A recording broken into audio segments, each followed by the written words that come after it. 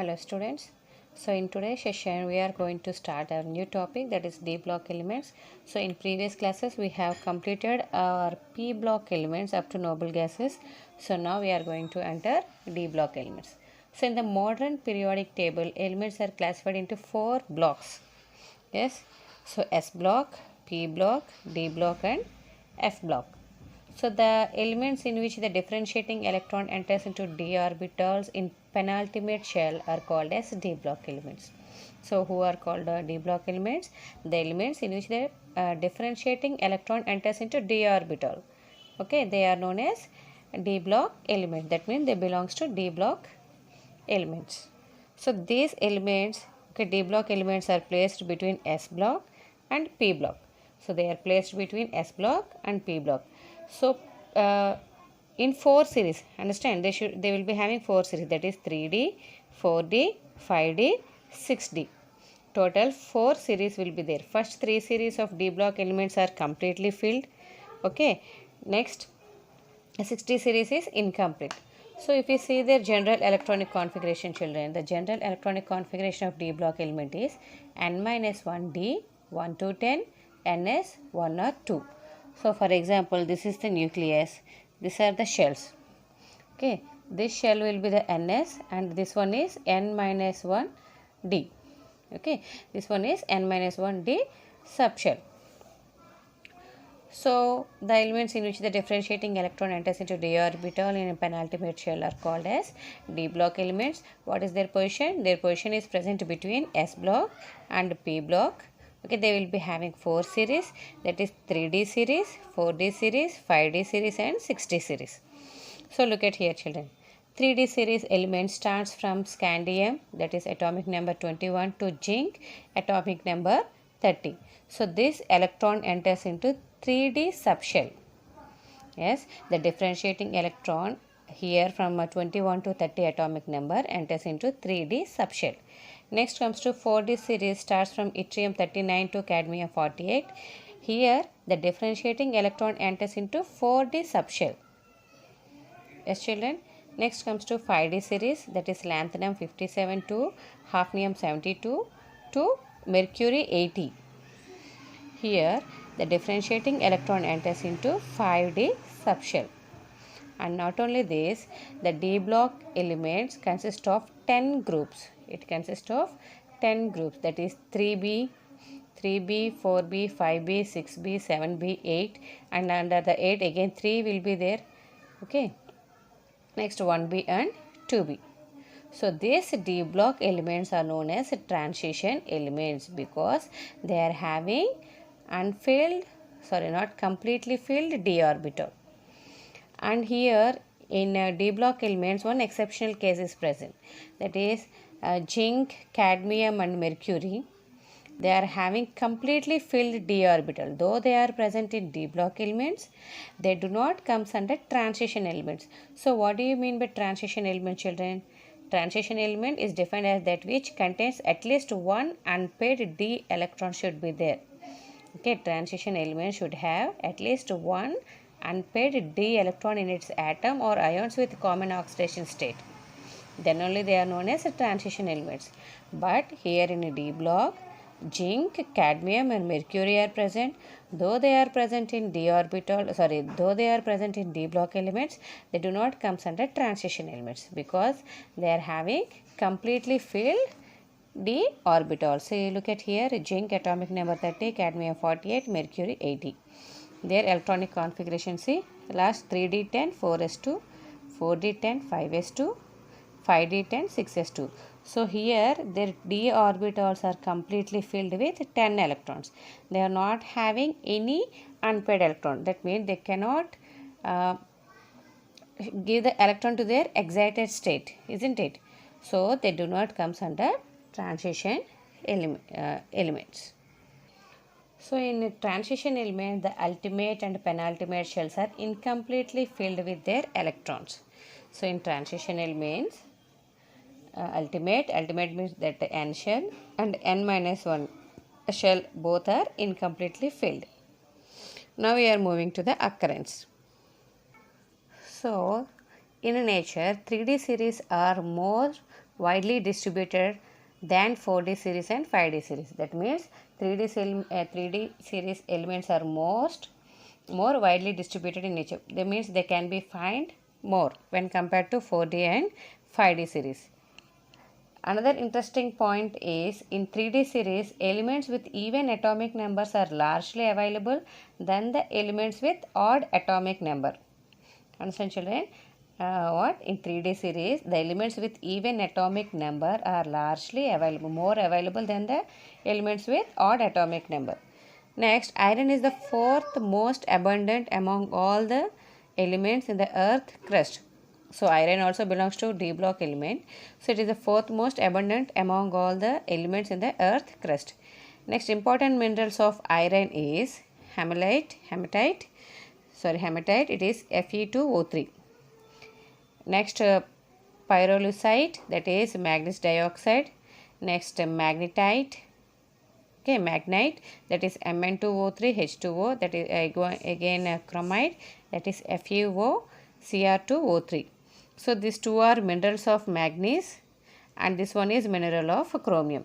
So these are the things which are present in our nature. The 3D series are most widely distributed when compared to 4D and 5D, and iron is the fourth most abundant element which is present on the earth crust. Yes, children. And 3D series elements with even atomic number are largely distributed than with odd atomic number. Next, we see the characteristic properties of transition elements, some physical properties of transition elements. They have metallic nature and electropositivity. Yes, so the D block elements mostly they are metals. So when they are having, they show the metallic nature, that is the bond and all, they show metallic nature. And electropositivity, that means they can easily donate the electron. So when an element donate the electron, they become electropositively charged. As they are metals, they will be having high melting and boiling point. So as they are metal, they will be a solid, that means they are extremely hard in nature.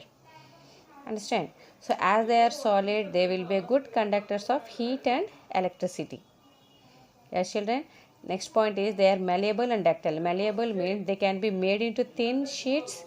Okay, iron sheets. The sheets can be formed. Okay, we can made into sheets. So D block elements are easily malleable and ductile. Ductile means they can be drawn into thin wires. They can be drawn into wires, the wires which we are using in electrical equipments and all. Next, variable oxidation state. So the elements which are present in D block elements have variable oxidation state. So this point I am going to explain in a detailed manner after this. Next, they will show paramagnetic. Some of them are showing paramagnetic and some of them are showing ferromagnetic in nature. Next, formation of hydrated colored ions and salts.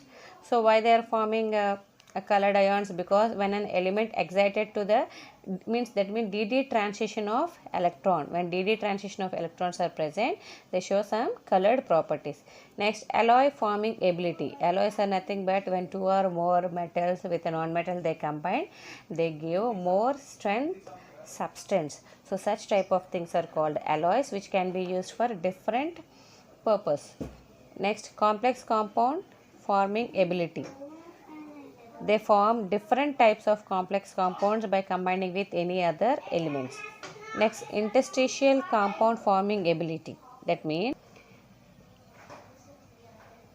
interstitial compound, that means vacant space present in a crystal lattice is known as interstitial compounds.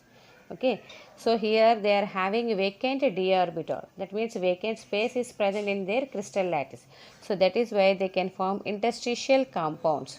Okay, they can form interstitial compound. And last one is catalytic property. Okay, catalytic property is nothing but some of their elements, the elements which are present in D block elements will act as a catalyst in their chemical reaction. In most of the chemical reactions, like iron can be used in Haber's process. Okay, molybdenum can be used as a promoter, the Haber's process.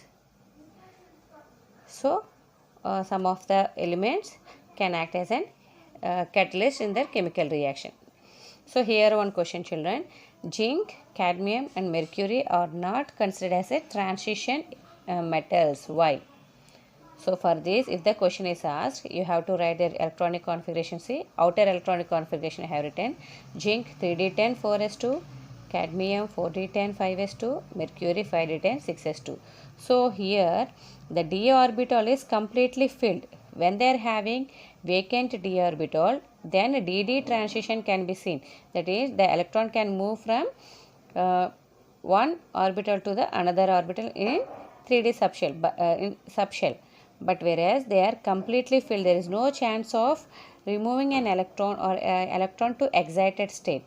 So due to that, they are having stable electronic configuration. So look at here, the answer is due to stable D10 configuration, DD transition are not observed. So no, when they are not showing any DD transition, then they are not considered as transition metals. Then who are called transition metals?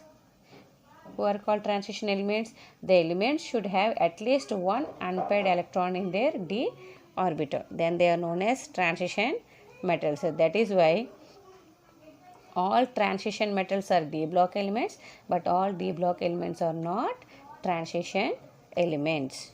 Yes. So 6th point here, variable oxidation number. The transition elements exhibit variable oxidation number due to involvement of both ns electron and n-1d unpaired electron.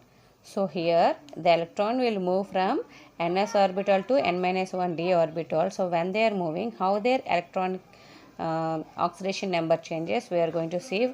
I am taking here an example for 3D series. From scandium to zinc, okay, scandium, it shows 2 oxidation state, that is +2, +3. Next titanium, that is +2, +3, +4. Iridium +2, +3, +4, +5. Chromium starts from +1, okay, this one is starting from +1, +1, +2, 3, 4, 5, 6. Next manganese +2 to +7. Iron +2 to +6. Cobalt +2 to +5, nickel +2 to +4, again copper, this one is also having +1, okay, +1 to 3, and zinc only +2.